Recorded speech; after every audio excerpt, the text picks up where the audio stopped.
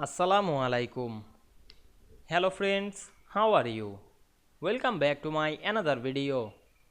In this video I am going to show you how to add color half a page in Microsoft Publisher.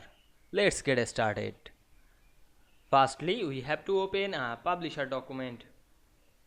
Now we want to add color to this half page.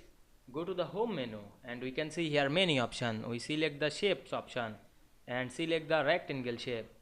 Then draw the shape on this page half.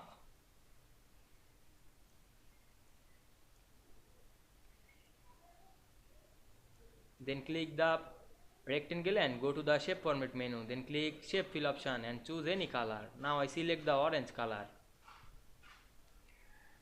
Then click the shape and click shape outline option and choose no outline.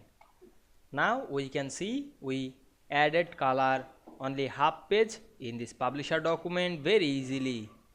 I hope you enjoyed the video. Please like, comment, share and subscribe my channel. Thanks for watching.